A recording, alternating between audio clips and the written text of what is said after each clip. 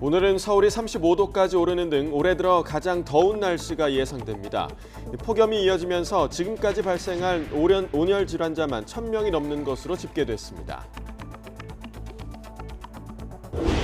한국토지주택공사 LH가 발주한 아파트 가운데 지하주차장 보강 철근이 빠진 15개 단지 명단이 공개됐습니다. 정부는 민간 아파트까지 전수조사를 진행해 국민 불안이 없도록 보강하겠다고 강조했습니다. 오늘부터는 누구든지 선거 현수막이나 유인물 배포를 마음대로 할 수 있게 됐습니다. 헌법 불합치 결정이 내려진 선거법 관련 조항의 개정이 무산됐기 때문인데 현장의 혼란이 불가피할 전망입니다. 이동관 방송통신위원장 후보자를 둘러싼 여야의 대치가 갈수록 격화하고 있습니다. 여당은 공영방송의 정상화라며 이 후보자를 옹호했지만 야당은 방송장악위원장이 될 것이라며 송곳 검증을 예고했습니다. 조현동 주미대사가 이번 달에 열리는 한미일 정상회의를 통해 세 나라의 협력이 새로운 차원으로 발전할 거라고 강조했습니다. 이 정상회의의 정례화 여부에 대해서도 실무 협의를 진행하는 것으로 파악됐습니다. 대반격에 나선 우크라이나가 화력을 쏟고 있지만 좀처럼 러시아의 방어선을 뚫지 못하고 있습니다. 이런 가운데 우크라이나는 러시아에 가로막힌 흑해 대신 크로아티아 항만을 통한 곡물 수출을 타진하고 있습니다.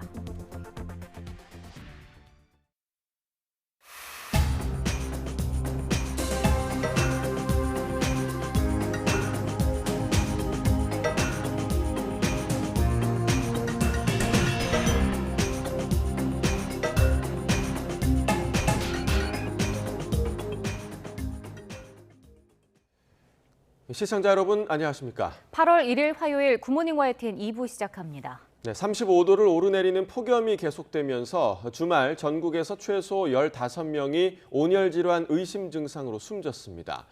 경상북도는 지난달 29일과 30일 이틀 사이 경북 상주와 문경 등에서 온열 질환으로 3명이 숨졌다고 밝혔습니다. 집계에는 포함되지 않았지만 경산과 예천 등에서 온열 질환으로 신고돼 소방이 출동한 사례를 따지면 온열 질환 추정 사망자는 경북에서만 모두 7명에 이릅니다. 경남 남해와 하동에서도 밭에서 일하던 80대가 잇따라 숨지는 등 전국에서 이틀간 폭염의 영향으로 숨진 사람은 최소 15명에 이르는 것으로 집계됐습니다. 네, 이처럼 불볕더위가 이어지면서 전국에서 온열 질환으로 숨지는 사고가 잇따르고 있습니다. 어지러움이나 두통 등 증상이 생기면 바로 서늘한 곳으로 이동해 쉬거나 치료받는 게 중요한데요. 온열 질환은 어떻게 대처해야 하는지 김근우 기자가 알아봤습니다. 기상청은 이번 무더위가 당분간 이어질 것으로 예보했습니다. 만약 야외 활동을 해야 한다면 어떻게 대비해야 할까? 온열 질환의 주요 증상으로는 어지럼증과 두통, 메스꺼움 등이 있습니다. 하지만 증상이 없어도 심한 갈증이 나면 이미 문제가 있다는 신호입니다. 갈증이 생기면 벌써 내 몸은 수분이 부족하다. 이게 일단 사실은 가장 중요한 포인트인 것 같아요. 그런 갈증이 생겼을 때는 빨리 수분 보충이 우선인 거고 그게 되지 않으면 그다음부터는 급속도로 뭔가 몸 상태가 나빠지는 쪽으로 진행을 할 거다. 무엇보다 푹푹 찌는 무더위에는 야외 활동을 자제하는 게 최선입니다.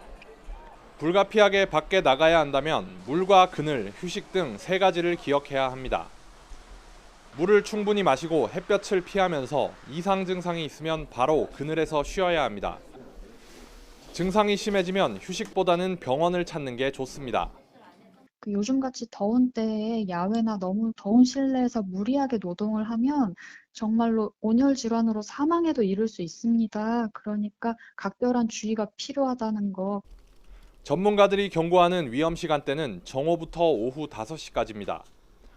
온열 질환 가능성이 가장 큰 때인 만큼 이 시간대 야외 활동은 피하는 것이 좋습니다. YTN 김근우입니다. 오송 지하차도 참사 책임과 관련해서 한덕수 국무총리가 행정중심 복합도시 건설청장의 해임을 윤석열 대통령에게 공식 건의했습니다. 국무조정실 감찰에서 부실 대응이 드러난 최고위 공직자들에 대한 인사조치 요청도 이번 주에 이루어질 것으로 보입니다. 2승배 기자입니다. 국무조정실은 지난주 오송 지하차도 참사 원인에 대한 감찰 결과를 발표하면서 지휘 감독 책임이 있는 관리자에 대한 강력한 인사 조치를 예고했습니다. 실무진만 꼬리 자르기식으로 징계한다는 비판을 의식한 듯 지휘 고하를 막론할 것이며 정무직도 예외로 두지 않겠다고 밝혔습니다. 곧바로 최고위급 공직자 5명이 거명됐고 주말이 지나자마자 한덕수 국무총리가 실행에 들어갔습니다. 윤석열 대통령과 주례회동에서 차관급인 이상래 행정중심 복합도시 건설청장에 대한 해임을 건의한 겁니다. 앞서 국조실은 하천범람의 원인으로 시공사의 부실한 임시제방을 꼽으면서 행복청이 이를 제대로 감시, 감독하지 못했다고 지적했습니다. 이 청장은 정무직으로 징계 조치를 할 수 없어 임명권자인 윤 대통령이 직접 해임해야 합니다. 윤 대통령은 총리의 건의 내용을 들은 뒤 검토해보겠다고 답했다고 대통령실 관계자는 전했습니다. 한 총리는 이와 함께 이우종 충북도 행정부지사와 신병대 청주시 부시장, 정의영 흥덕경찰서장, 당시 충북소방본부장 직무대리 등에 대한 인사조치도 이번 주 내로 밟겠다는 뜻을 윤 대통령에게 보고했습니다. 국조실은 김교태 충북경찰청장은 이번 참사에 직접적인 책임이 있다고 보기 어렵다고 최종 결론 내렸습니다. 김영환 충북지사와 이범석 청주시장 역시 인사조치 검토 대상에 오르지 않았습니다. 국조실 관계자는 감찰 조사에선 인사조치 요청 대상이 아닌 선출직을 제외했지만 검찰 수사에서 어떻게 결론이 날지는 알 수 없다고 말했습니다. YTN 이승매입니다. 국토교통부가 LH 발주 아파트 90여 곳을 전수조사한 결과 15개 단지에서 보강철근 누락이 확인됐다고 밝혔습니다. 입주 전 단지에 대해선 보강 공사를 또 이미 입주가 시작된 곳은 정밀 안전 점검을 진행하겠다는 계획인데 원희룡 국토부 장관의 언급을 직접 들어보겠습니다. 안전의 기본 중의 기본인 시설물의 안전에 문제가 생긴 것은 어떠한 변명으로도 덮을 수 없는 무거운 책임을 느껴야 할 사안입니다. 그것도 국민의 신뢰를 한몸에 받아야 할 LH라는 공기업이 지은 아파트에서 이런 심각한 문제가 발생한 것은 정말 부끄러운 일입니다. 저는 무거운 책임감을 직접 짊어지고 이러한 문제들에 대해서 원칙대로 처리하고 한치도 국민의 의혹이 없도록 철저하게 대처하겠습니다. 전단, 보강근 등 필수 설계와 시공에 누락이 생기게 한 설계 책임자, 감리 책임자에 대해서는 가장 무거운 징계 조치와 함께 즉각 수사 고발 조치를 해주기 바랍니다. 국회가 보름 남짓 휴식기에 들어갔지만 이동관 방송통신위원장 후보자 인선 문제를 두고 여야 대치는 더 격화하고 있습니다. 여당은 삼박자를 갖춘 인물이라며 엄호에 나섰지만 민주당은 이 후보자가 방송장악위원장이 될 거라며 지명 철회를 거듭 촉구했습니다. 관련 내용 들어보겠습니다. 대통령이 끝내 원조 방송장악기술자 이동관 특보를 방통위원장으로 지명했습니다. 지금까지만으로도 정권의 인사는 낙제점입니다. 여기에 방송장악위원장 이동관 특보까지 더해지면 윤석열 정권은 홍위병 집합소라는 오명을 벗어나기 어려울 겁니다. 인사가 더 이상 망사가 돼서는 안 됩니다. 풍부한 지식과 경험, 그리고 다양한 인간관계, 또 네트워킹, 리더십, 추진력 이런 삼박자를 갖춘 인물이다. 저희들은 그렇게 보고 있고요. 만약 야당이 인사청문회 보이콧을 한다면 어떻게 하실 생각이신가요? 민주당이 보이콧 카드를 만진다는 것 자체도 저희들은 알고 있는데요. 예. 그 자체가 바로 인사청문회에 자신이 없기 때문에 그런 것이다. 저희들은 그렇게 보고 있습니다. 언론단체가 이동관 방송통신위원장 후보자를 지명한 것을 두고 언론에 대한 탄압이자 헌정 질서를 파괴하는 행위라고 주장했습니다. 전국 언론노조와 언론개혁시민연대 등 언론 관련 현업단체와 시민단체들은 어제 용산 대통령실 앞에서 기자회견을 열고 이같이 밝혔습니다. 단체는 이동관 방통위원장 후보자가 과거 이명박 정부 청와대 홍보수석 등으로 일하면서 방송사 인사에 개입하는 등 언론 탄압을 통해 헌정 질서를 무너뜨린 장본인이라고 비판했습니다. 그러면서 윤석열 대통령이 이 후보자 임명을 강행하는 것은 언론과 방송을 소나기에 넣겠다는 독재 선언과도 다름이 없다고 덧붙였습니다. 선거 기간 표현의 자유를 확대하는 차원에서 현수막 같은 인쇄물 게시 금지를 완화하는 공직선거법 개정안이 입법 시한인 어제까지 국회 문턱을 넘지 못했습니다. 지난해 헌법재판소의 헌법 불합치 결정에 따라 관련 조항은 오늘부터 효력을 잃게 됐는데 현장 혼란도 불가피할 것으로 보입니다. 보도에 나혜인 기자입니다. 지난해 정당 정책이나 정치 현안에 관한 현수막을 사실상 무제한 허용하는 5개 광고물법 개정안이 통과되면서 지자체는 몸살을 앓고 있습니다. 불편을 호소하는 민원이 잇따라 전국 17개 시도지사가 여야를 막론하고 다시 규제를 촉구했을 정도입니다. 국회는 이런 시민들에게 불쾌감을 유발하고 헌법 정신에 어긋나는 법을 만들어서는 안 되고, 그런데 되레 오늘부턴 정당 현수막 규제가 더 느슨해집니다. 선거 180일 전부터 선거에 영향을 미칠 목적으로 현수막 설치를 금지한 공직선거법 조항이 효력을 잃기 때문입니다. 지난해 헌법재판소가 정치적 표현의 자유를 너무 장기간 침해한다는 이유로 헌법 불합치 결정을 내리고 7월까지 법 개정을 주문했지만 안 된 겁니다. 헌재 결정 취지에 따라 현수막 설치 금지 기간을 선거 전 180일에서 120일로 단축하는 개정안이 국회 정치개혁특별위원회를 통과했지만 법제사법위원회에서 발목이 잡혔습니다.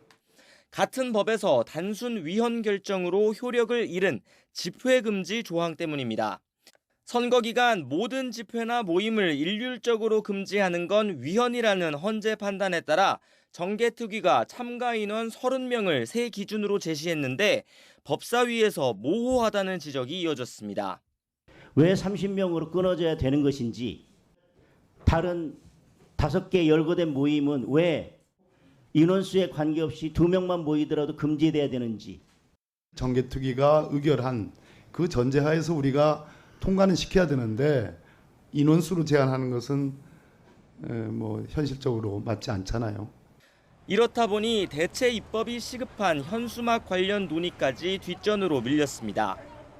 국민들 우려를 가지게 했다는 점에서는 여야가 공히 반성해야 된다고 생각합니다. 8월 중으로는 본회의 의결이 될 수 있도록. 시각적으로도 불편한 점이 많으실 것 같아요. 가능하면 빨리 처리해야 될 것 같고, 현장에서 혼란이 발생하게 된 것이 굉장히 좀 유감스럽습니다. 여야는 뒤늦게 속도전에 나서겠다고 입을 모았지만 당장 오는 10월 예정된 서울 강서구청장 보궐선거부터 현수막 난립 등이 우려됩니다. 입법 공백이 해소될 때까지 현수막뿐만 아니라 선거 관련 광고나 벽보 같은 인쇄물 게시도 가능해졌습니다. YTN 나힌입니다. 이달 중순 미국에서 개최되는 한미일 정상회의를 통해 3국 협력이 새로운 차원으로 발전할 거라고 주미 대사가 밝혔습니다. 한미일 정상회담의 정례화 여부에 대해서도 실무 협의가 진행 중인 것으로 파악됐습니다. 워싱턴 권준기 특파원입니다. 조현동 주미 대사는 오는 18일로 다가온 한미일 정상회담이 특별한 이유를 3가지로 꼽았습니다. 다자회의 계기가 아닌 한미일 3자 회담 그 자체를 위한 최초의 회의라는 점과 바이든 대통령 취임 이후 캠프 데이비드에서 열리는 첫 정상회의라는 점을 우선 강조했습니다. 대통령 별장인 캠프 데이비드는 영국 처칠 수상과 구소련 흐루쇼프 서기장 등이 다녀간 역사적인 회담 장소입니다. 그만큼 바이든 대통령이 우리 대통령과의 친분, 또 한미 관계, 그리고 한미일 3자 협력에 대해서 매우 각별하게 생각하고 있다는 뜻으로 평가합니다. 이번 회담이 성사된 배경에 우리나라가 결정적인 역할을 했다는 점도 부각했습니다. 한일 관계 개선을 바탕으로 한미일 3국 협력을 한 차원 높일 수 있게 됐다는 겁니다. 한미일 협력을 새로운 수준으로 발전시켜 나갈 수 있었던 데는 삼각대의 한 축인 한일 관계의 개선이 있었기에 가능했다고. 회의는 자유토론 형식으로 열리지만 후쿠시마 오염수 문제는 주제에 들어가 있지 않다고 고위 당국자는 말했습니다. 북한의 잇따른 도발과 러시아 무기 제공 등에 대해서는 집중 논의가 이루어질 것으로 보입니다. It certainly did not appear that Defense Minister Shoigu was in North Korea for vacation. We won't hesitate to do so in the future. 이번 회의를 계기로 한미일 3국 정상회의가 정례 협의체로 발전할지 주목되는 가운데 실무협의에서 관련 논의가 진행 중이라고 고위 당국자는 밝혔습니다. 미국, 일본, 호주, 인도가 참여하는 쿼드처럼 한미일 정상협의체도 정례화할지 여부는 결국 새 정상이 직접 만나 결정 지을 것으로 관측됩니다. 워싱턴에서 YTN 권준기입니다. 핵 확산 금지 조약 NPT 회원국들이 모인 자리에서 우리 정부가 최근 잇따라 탄도미사일을 발사하고 대규모 무력 시위를 벌인 북한을 향해 모든 종류의 도발을 즉시 중단하라고 촉구했습니다. 함상욱 주 오스트리아 대사는 현지 시간 31일 오스트리아 빈에서 열린 제11차 NPT 평가회의 1차 준비위원회에 참석해 이같이 말하고 북한의 완전한 비핵화를 향한 우리 정부의 담대한 구상 정책에 화답할 것을 요구했습니다. 함 대사는 북한이 NPT 체제를 악용하고 공개적으로 핵무기를 개발한 유일한 국가라고 지적했습니다. 후쿠시마 제1원전 오염수 해양 방류를 앞둔 일본 정부가 태평양 섬나라들과 오염수에 관해 나눈 대화를 정리한 영문 보고서를 공개했습니다. 이 보고서에 공개된 주요 쟁점은 일본이 제공하는 탱크에 담긴 오염수 정보, 오염수 방류가 인체와 환경에 미치는 방사선 영향, 해양 방류 이외의 오염수 처리 방안 등입니다. 태평양 도서국 포럼 측 전문가는 오염수 정보에 대해 양과 질 측면에서 불충분하고 일본 측이 모든 오염수 저장 시절에서 표본을 추출하고 분석해 결과를 제공해야 한다고 주장했습니다. 이에 대해 일본은 방류되는 모든 오염수는 도쿄전력과 제3자에 의해 측정될 것이며 결과는 방류 전에 공표될 것이라고 설명했습니다. 내년 미국 대선에 재도전하는 트럼프 전 대통령이 바이든 대통령을 두고 끔찍하다며 거칠게 비난했습니다. 당내 후보 경선 최대 경쟁자인 디센티스 플로리다 주지사에 대해선 승리를 자신했습니다. 황보연 기자가 보도합니다. 열렬한 환호를 받으며 지지자들 앞에 선 트럼프 전 대통령. 연단에 오르자마자 정권 탈환을 외치더니 곧바로 조 바이든 대통령을 겨냥했습니다. And he's Crooked Joe. We called him Sleepy Joe. And I never said that. I can't say great things about him because he's been a horrible president. 퇴임 후 여러 차례 수사를 받아온 트럼프는 다시 집권하면 자신도 가만히 있지 않을 거라며 으름장 올랐습니다. When we win the election, a little more than a year from now, I will appoint a real special prosecutor to expose the monumental corruption of the Biden crime family once and for all. 임기 중 탄핵을 주도하는 등 자신을 궁지로 몰아넣은 여권에 대해선 거친 막말을 퍼부었습니다. The radical lunatic Democrats, they impeach me, they indict me, they rig our elections. 최근 각종 여론조사에서 압도적 1위를 차지한 걸 의식한 듯 당내 대선 후보 경선에 대해선 자신감을 나타냈습니다. 유일한 대항마로 거론되는 디센티스 플로리다 주지사도 이미 끝났다고 못 박았습니다. DeSantis is gone. He's just about over. I think if he ever made a comeback, it would be the greatest comeback in political history. 하지만 트럼프 대권 재도전엔 걸림돌이 만만치 않습니다. 올해 들어 이미 3차례나 기소되면서 사법 리스크가 커졌기 때문입니다. 지난 3월에는 성관계를 폭로하지 말라며 회사 자금으로 돈을 주고 회사 기록을 조작한 혐의로 기소됐고 이후 대통령 재임 중 기밀 문서 유출과 관련해서도 불법 보관과 증거인멸 지시 혐의로도 각각 기소됐습니다. 특히 기밀 문서 유출에 대한 재판은 대선을 반년 정도 앞둔 내년 5월부터 열릴 예정이어서 적지 않은 파장이 예상됩니다. YTN 황보연입니다. 우크라이나가 최근 남동부에 화력을 쏟고 있지만 좀처럼 러시아의 방어선을 뚫지 못하고 있습니다. 이런 가운데 우크라이나는 러시아의 가로막힌 흑해 대신 크로아티아 항만을 통한 곡물 수출을 타진하고 있습니다. 보도에 이상순 기자입니다. 우크라이나 도네츠크주의 숲속에 숨은 러시아군 포병진지에 우크라이나군의 포탄이 쏟아집니다. 포격에 놀란 러시아 병사들이 허둥댑니다. 우크라이나는 지난 28일엔 도네츠크주의 요충지 스타로마이오르스케를 되찾는 전과를 거뒀습니다. 러시아의 전차 장애물인 용치 인근까지 진격한 겁니다. Ну що сказати, стріляють, літає все. Страшно, але ми йшли. Тобто задню ніхто не давав, молодці всі. 하지만 러시아는 용치 이외에도 대형 참호와 벙커 등으로 겹겹이 방어선을 만들어놨습니다. 북동부 하르키우에서 남동부 헤르손까지 길이가 900km나 됩니다. 그러다 보니 우크라이나의 반격은 손실이 크고 러시아는 시간까지 벌고 있습니다. На штурм наших позиций. Благодаря грамотно построенной обороне, умелой организации системы огня, профессиональным действиям, выдержке и упорству российских военнослужащих продвижение противника не допущено.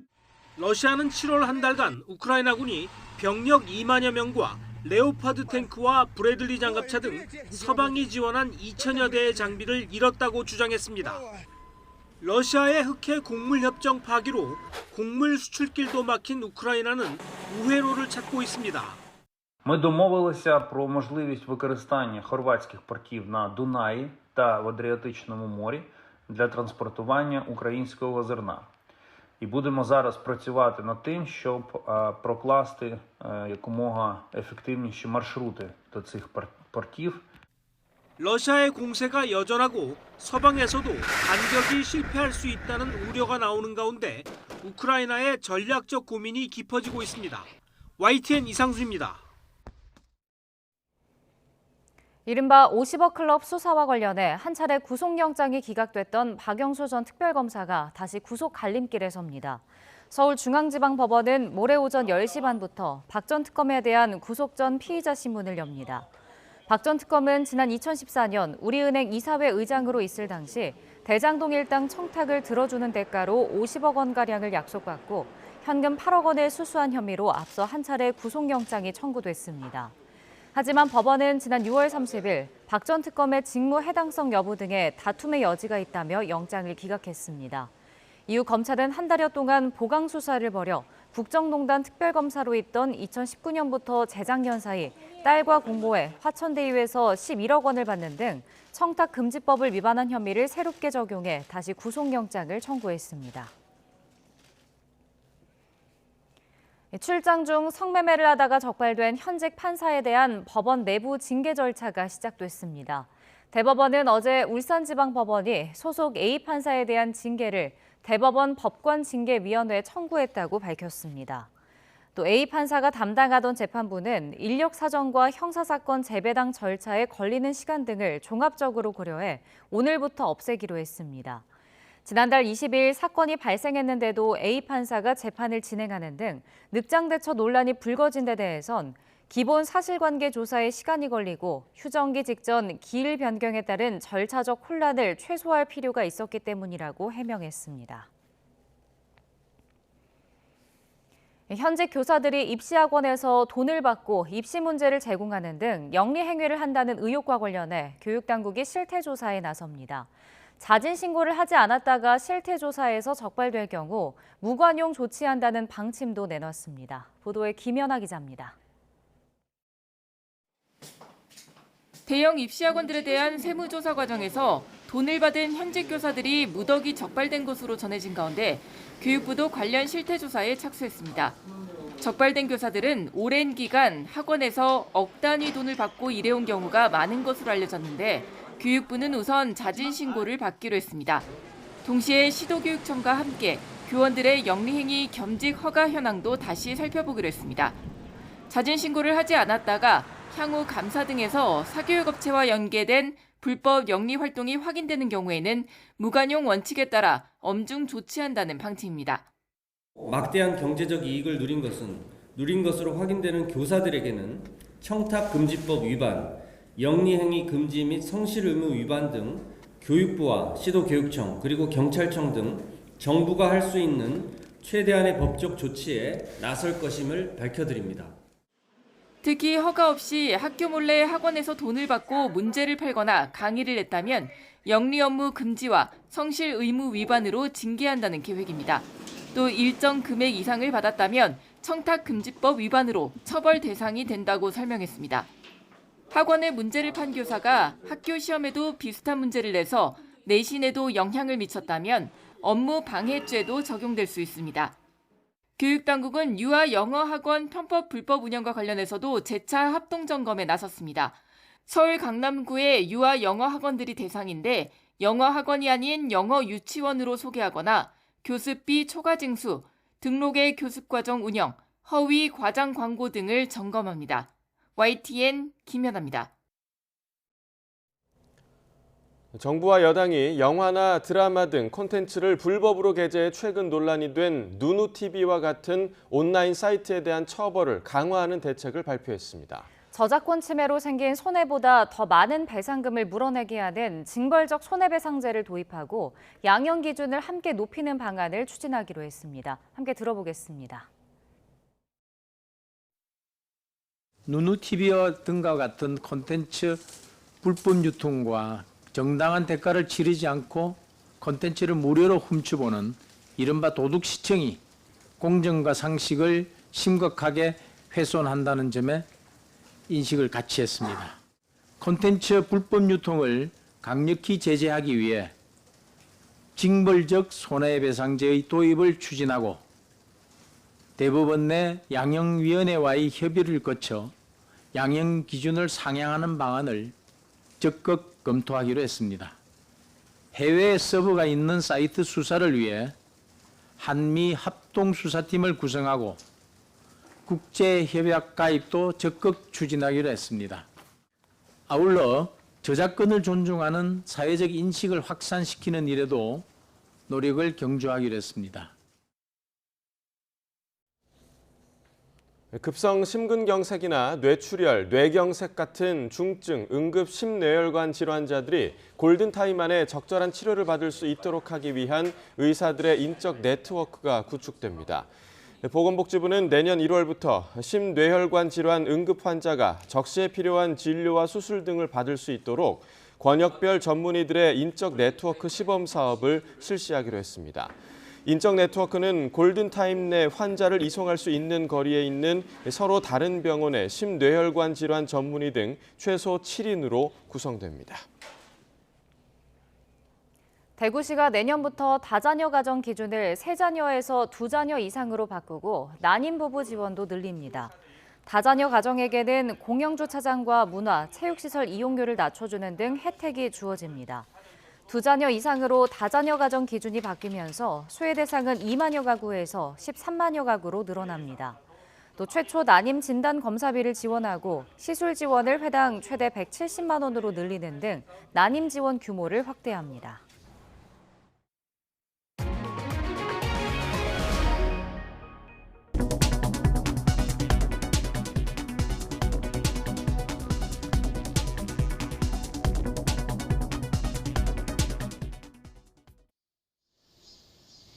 (8월의) 첫날인 오늘은 더위의 기세가 한층 더 강해지겠습니다. 전국 대부분 지역에 폭염경보가 내려진 가운데 오늘 서울의 한낮 기온은 35도로 올여름 들어서 가장 덥겠고요. 전남 화수는 무려 37도까지 치솟는 등 사람의 체온보다도 높겠습니다. 온열 질환에 걸리지 않도록 건강관리 잘해주셔야겠습니다. 오늘도 전국이 대체로 맑겠지만 낮 동안에는 자외선과 오존이 무척 강하겠습니다. 오후에는 대기 불안정이 심해지며 중부와 전북 동부에는 소나기가 지나겠는데요. 소나기의 양은 5에서 60mm로 지역 간 강수 편차가 크겠고요. 일부 지역에는 시간당 30mm 안팎의 국지성 호우가 쏟아지겠습니다. 피해 없도록 각별히 주의하셔야겠습니다. 지난 밤사이 곳곳에서 열대야도 나타났습니다. 현재 서울 기온은 25.5도, 부산은 26.9도로 후텁지근한데요. 낮 기온은 서울이 35도, 대전과 광주, 대구가 36도 등으로 찜통 더위가 절정에 달하겠습니다. 남은 한 주간 밤낮 없는 무더위가 이어지겠고 곳곳에는 소나기가 자주 내릴 전망입니다. 또 당분간 남해안과 제주도 해안가를 중심으로는 너울성 파도까지 높게 일겠는데요. 피서객들은 해안가 안전사고에도 각별히 주의하셔야겠습니다. 지금까지 YTN 신미림입니다.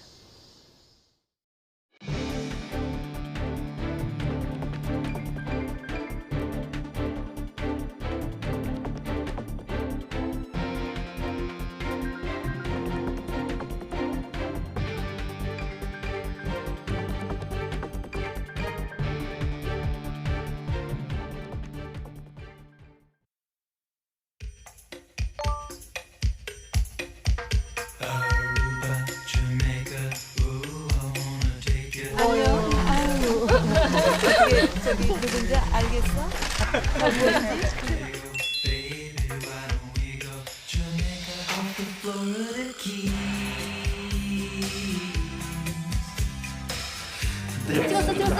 찍었어.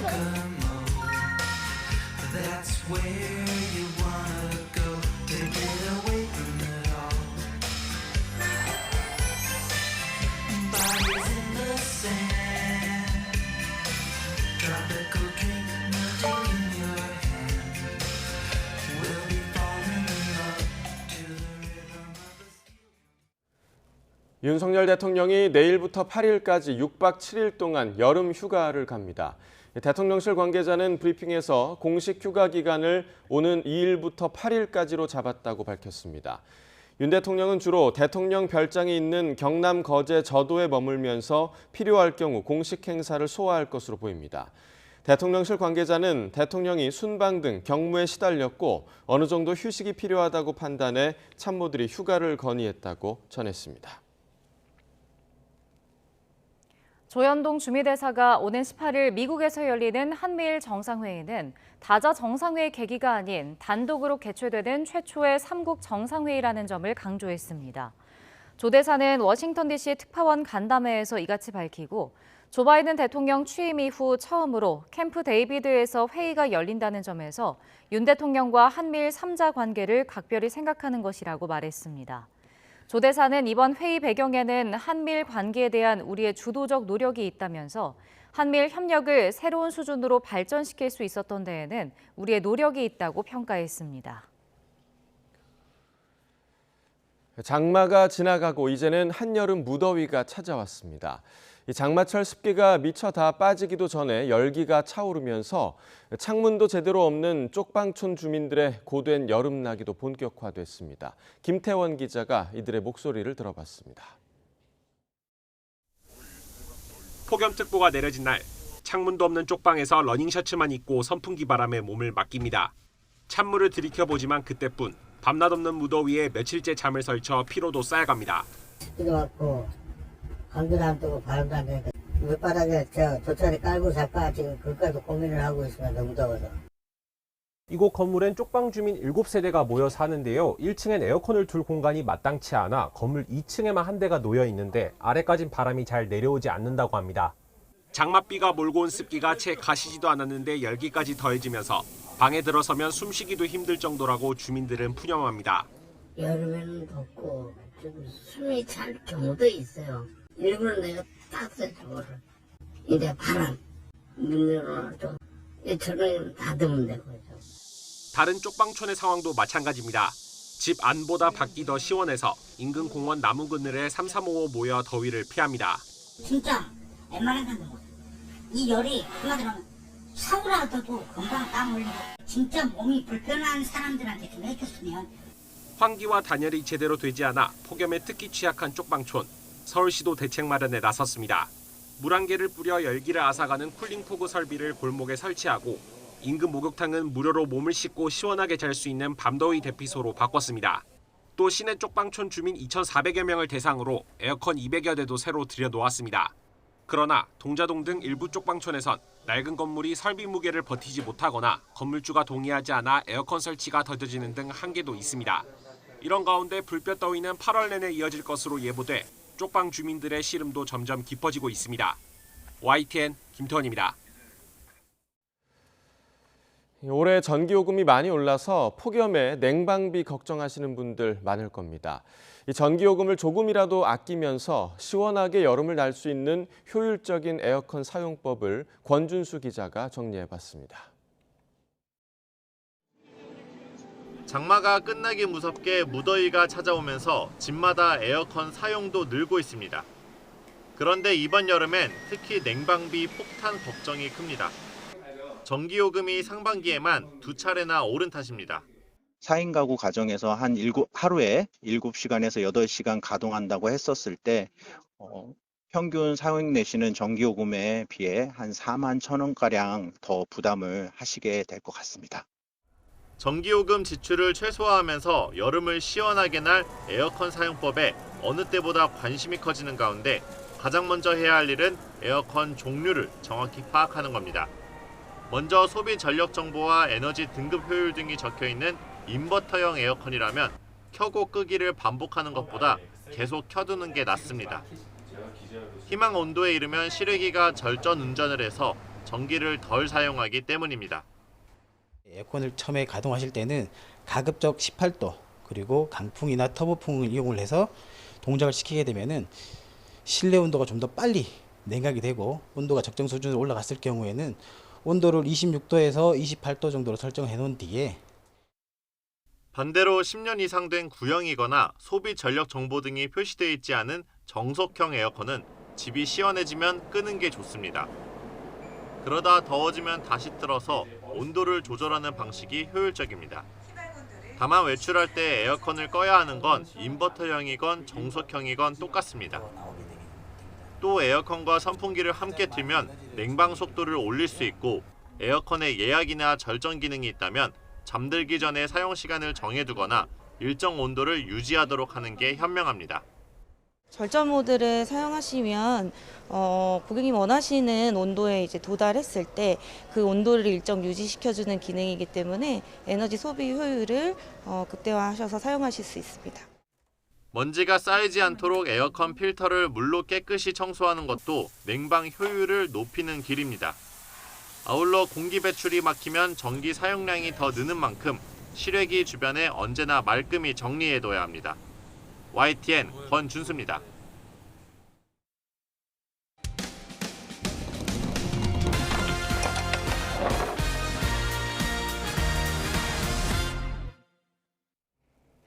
지난해 지어진 상가 입주민들이 인접한 아스팔트 공장에서 악취가 발생하고 있다며 민원을 제기하고 있습니다.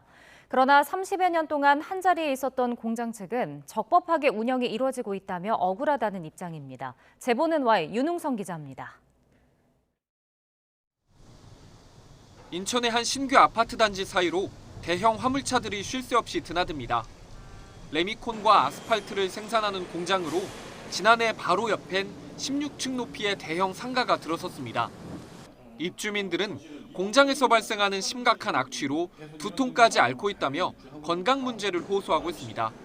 플라스틱 태우는 냄새 같은 그게 좀 되게 강하게 나서 머리가 엄청 아팠습니다. 근데 일하기 좀 어려울 정도로 냄새가 많이 나고 창문을 열어놓을 수가 없었어요. 상가에 입점한 독서실에서는 악취 때문에 손님이 절반으로 줄었다며 불만을 쏟아냅니다. 그 당시에 왔다가 팍 줄어버렸어요, 반을. 공장 측은 1980년대 말부터 30년 넘게 같은 자리에서 줄곧 영업을 해왔다며 억울하다는 입장입니다. 이제껏 문제없이 공장을 운영해왔는데 상가와 아파트 등이 들어서면서 민원이 제기되고 있다는 겁니다. 또 아스팔트 생산 과정에서 악취가 발생할 수는 있지만 오염물질 저감 장치 등을 설치해 적법하게 운영하고 있다고 주장했습니다. 이 주변은 전부 다 공장지대였었죠. 허가 기준에서 맞춰서 거기서 모든 거를 검사도 다 받고 그러면서 운영을 하고 있거든요. 실제 관할 구청에 민원이 잇따라 제기되면서 올해 들어서만 3차례나 검사를 실시했습니다. 검사 결과 모두 기준에 적합하다는 판정이 나왔습니다. 도심 확장 과정에서 아스팔트 공장을 둘러싼 갈등은 이곳만이 아닙니다. 앞서 경기 안양시에서도 1980년대 지어진 아스팔트 공장 인근에 2000년대 초부터 아파트들이 들어서며 갈등을 빚어왔습니다. 우여곡절 끝에 지난 2018년 공영개발로 공장을 없애기로 합의했지만 다시 법적 분쟁이 생겨 아직 첫 삽도 뜨지 못했습니다. 전문가들은 시민들의 불편을 고려해 정부와 지자체 차원에서의 공장 이전을 추진하는 게 현실적인 해법이라고 말합니다. 시민들이 느끼는 불편이나 여러 가지 위생상의 문제 이런 것들에 대해서 시에서 보상을 통해서라도 풀어주는 게 합리적인 해결책이라고 생각을 합니다. 그러나 넓은 부지를 수용해야 하는 예산 문제에다 혐오시설에 가까운 아스팔트 공장이 이전할 곳을 찾기도 쉽지 않습니다. 공장 인근에 대규모 아파트 단지들의 입주가 줄줄이 예정돼 있어 비슷한 갈등을 피하기 어려울 전망입니다. YTN 윤웅성입니다. 출장 중 성매매를 하다가 적발된 현직 판사에 대한 법원 내부 징계 절차가 시작됐습니다. 대법원은 어제 울산지방법원이 소속 A 판사에 대한 징계를 대법원 법관징계위원회에 청구했다고 밝혔습니다. 또 A 판사가 담당하던 재판부는 인력 사정과 형사사건 재배당 절차에 걸리는 시간 등을 종합적으로 고려해 오늘부터 없애기로 했습니다. 육군이 창군 이래 처음으로 학군사관 후보생 ROTC 장교 후보를 추가 모집하기로 했습니다. 그동안 장교로 입대하려는 대학생들 가운데 선발해 초급 간부로 육성해 왔는데 이제는 지원을 요청해야 할 정도로 줄면서 대책 마련에 고심하고 있습니다. 보도에 김문경 기자입니다. 지난 2015년 4.8대 1을 기록했던 학군 장교 ROTC 경쟁률이 지난해 2.4대 1로 뚝 떨어졌습니다. 지원율 급감은 군의 허리인 5년차 미만의 초급 간부 문제와도 맞물렸는데 이종섭 국방부 장관은 특단의 대책을 강조하기도 했습니다. 초급 간부들의 자존감을 높여주고 길을 살려주는 그런 부분도 매우 중요한 과제라고 인식해서 추가로 포함을 했습니다. 하지만 올해는 지원율이 더 떨어져 역대 최저 경쟁률을 기록한 것으로 알려졌습니다. 학군 장교 임관을 올해부터 연 2차례로 확대하는 등 제도 개선에 나섰지만 별다른 효과를 얻지 못한 겁니다. 이에 따라 국방부는 창군 이래 처음으로 추가 모집에 나서는 등 고심하고 있습니다. 직업 안정성 제고, 경제적 인센티브 확대, 전역 후 취업 여건 보장 등 현재 국방부 또 각군이 추진하고 있는 지원율 제고를 위한 노력에 여러 가지 성과가 있을 것으로 생각하고 있습니다. 국방부는 학군 장교 지원율이 낮은 이유를 복무기간에서 찾고 있습니다. 1968년 36개월이었던 병 복무 기간은 꾸준히 줄어 18개월이 됐지만 학군 장교는 28개월이었던 당시 복무 기간을 유지하고 있습니다. 이 밖에 봉급이나 처우 문제, 책임감에 따른 복무 스트레스 등도 영향을 미치는 것으로 알려졌습니다. 학군 장교는 지난해 임관한 장교 가운데 거의 50%를 차지했는데 이들의 지원율이 더 줄 경우 초급 간부 수급에 큰 어려움을 겪을 전망입니다. YTN 김문경입니다.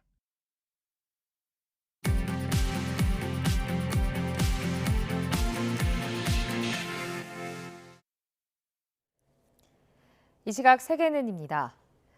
가까운 일본도 40도에 육박하는 무더위가 이어지면서 더위에 취약한 노인들이 사망하는 사례가 잇따르고 있습니다. 한편 오키나와 지역에는 대형 태풍이 접근하고 있어 기상 피해로 인한 시름이 커지고 있습니다. 도쿄에서 김세호 특파원의 보도입니다. 도쿄 도심은 오전 11시를 지나면서 이미 35.5도를 넘어섰습니다. 사이타마현은 오후 들어 39도를 기록하는 등 일본 대부분 지역이 연일 35도 이상 40도에 육박했습니다. この暑さはもうずっと続いてますでしょ。夜寝らんない。普通の公園には行かなくなりましたね。もう水のある公園ばっかりになりましたね。 불볕더위가 이어지면서 열사병으로 추정되는 사망 사고도 잇따랐습니다. 지난달 29일 도쿄에서는 90대 남편과 80대 부인이, 이튿날 30일에는 70대 노부부가 숨졌는데 당시 모두 에어컨이 꺼져 있었습니다. 일본에서는 한 해 평균 1000명 이상이 열사병으로 숨지는 것으로 나타났습니다. 1000人が亡くなったと想像してみると、これは大災害に匹敵するような事態。65歳以上の死亡者数が8割を超えています。 이 같은 살인적인 무더위에 대처할 여러 기술이 적용된 상품들도 눈길을 끌고 있습니다. 바람을 불어넣을 수 있는 팬이 장착된 옷, 순행식 조끼 등 다양한 아이디어가 등장했습니다. そもそも熱中症にまずならない。なる前の段階で抑えるっていうような技術をもっと世に普及してほしいとも思っておりますし、あとはですね、その働いている現場だけではなくて、普段の生活から対策ができるようになるともっといいなと。 이런 가운데 제6호 태풍이 일본 오키나와 현 등에 접근하면서 항공편이 잇따라 결항되는 등 벌써부터 피해가 우려됩니다. 일본이 폭염과 태풍을 연이어 마주하면서 올여름 내내 몸살을 앓고 있습니다. 도쿄에서 YTN 김세호입니다. 러시아의 흑해 곡물 협정 파기 이후 흑해를 통한 곡물 수출로가 막힌 우크라이나가 크로아티아 항만을 통한 곡물 수출을 추진합니다. 드미트르 쿨레바 우크라이나 외무장관은 현지 시간 31일 고르단 그릴리치 라드만 크로아티아 외무장관과 화상회담을 한 뒤 곡물 수출을 위한 크로아티아 항만 사용 가능성에 합의했다고 로이터 타스 통신이 보도했습니다. 극단주의 무장 세력 이슬람 국가 IS가 54명의 희생자를 낸 파키스탄 테러의 배후를 자처했습니다. IS는 현지 시간 31일 자체 선전 매체인 아마크에 발표한 성명에서 이슬람 국가 자살 공격자가 파키스탄 카르에서 폭탄 조끼를 터뜨렸다고 주장했습니다. 앞서 파키스탄 서북부 카르카이버, 파크쿤두와주에선 이슬람 강경파 정치 지도자들이 모인 집회를 겨냥한 자살 폭탄 공격으로 54명이 사망하고 약 200명이 다쳤습니다. 필리핀을 찾은 우르줄라 폰데어라이엔 유럽연합 EU 집행위원장이 현지 시간 31일 중국을 겨냥한 작심 발언을 쏟아냈습니다. 폰데어라이엔 EU 집행위원은 이날 필리핀에서 페르디난드 마르코스 대통령과 회동을 한 뒤 공동 기자회견에서 불법적인 무력 사용은 우크라이나에서도 인도 태평양 영내에서도 용인될 수 없다고 밝혔습니다. 미중 간 신냉전 기류 속에 미국에 이어 EU도 필리핀과의 안보 협력 강화를 꾀하며 관계 개선에 나선 것으로 풀이됩니다. 중국이 일부 고성능 드론에 대한 수출을 통제한다고 밝혔습니다. 중국 상무부 해관총서, 국가국방과학산업국, 중앙군사위원회 장비개발부는 어제 수출통제법과 대외무역법 등의 규정에 따라 국가 안보와 이익을 보호하기 위해 특정 드론에 대해 임시 수출을 통제하기로 했다고 밝혔습니다. 이 조치는 9월 1일부터 시행됩니다.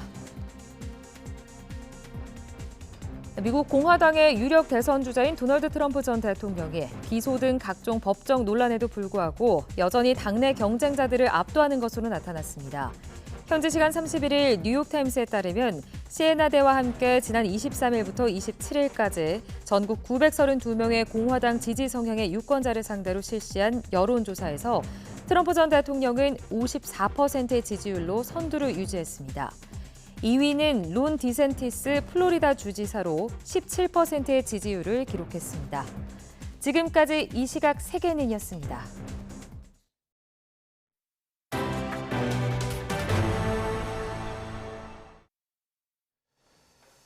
네, 프로야구 10개 구단 팬들의 열정을 비교하기란 쉽지 않지만 한결같은 사랑으로 유명한 건 바로 한화 팬들입니다.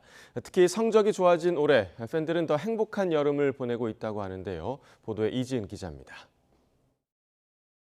일찌감치 3년 연속 꼴찌를 확정한 한화 이글스. 그러나 성적과 별개로 팬들의 사랑은 어느 팀보다도 뜨거운데요. 야구계의 보살로 불리는 최하위 성적에도 긍정적이었던 한화 팬들. 경기력이 확 달라진 올해는 어떨까? 대전구장을 가득 메운 팬들은 지난 8연승의 기쁨을 잊지 못합니다. 저 너무 기뻐요. 제가 8연승을 살면서 볼 줄도 몰랐고 정말 너무 기뻐서 요즘 자리 있는 대로 맨날 야구 보러 오거든요. 여전히 지고 있어도 평정심을 잃지 않고 한화를 응원하고 안타 하나에도 마치 승리한 것처럼 행복해하는 모습입니다. 응원가에도 제발 한 점만 해주세요 하고 이렇게 비는 응원가가 있어요. 이제 그거를 보면서 이 팀을 응원을 안 할 수가 없더라고요. 뭐 돌부처라고 하잖아요. 네, 그게 매력인 것 같습니다. 뭐 한 몇십 년 동안 내공이 쌓여가지고 뭐 이것도 하나의 경기의 일부분이라고 생각하고 8위까지 올라서며 중위권 도약을 노리고 있는 올해. 5년 만에 가을 야구에 대한 희망은 팬들을 더욱 설레게 만듭니다. 다음엔 이기겠지. 예. 그렇게 다음엔 이기겠지 하는 게 몇 년이 됐잖아요. 그래도 화는 안 나요. 그냥 잘 될 때까지 응원하자. 언젠가는 우리도 가을 야구 하겠지. 근데 저는 그 기회가 올해라고 생각하거든요. 매일 희비가 교차하는 프로야구에서 순간을 즐기며 누구보다 행복을 만끽하는 하나 팬들. 못할 때나 잘할 때나 한결같은 하나 팬들의 큰 사랑이 폭염 속 이글스 파크를 더욱 뜨겁게 만들고 있습니다. YCN 이준입니다. 제25회 세계 스카우트 잼버리가 오늘부터 12일까지 전북 부안군 새만금 매립지 일대에서 열립니다. 이번 대회에는 전 세계 158개 나라에서 온 14살에서 17살 청소년 4만 3천여 명이 참가합니다. 이들 스카우트 대원들은 9명이 한 모임을 꾸려 승패나 경쟁 없이 협동심으로 역경을 헤쳐가는 경험을 하게 됩니다. 굿모닝 YTN 2부 마칩니다. 잠시 후 6시 50분 3부에서 뵙겠습니다.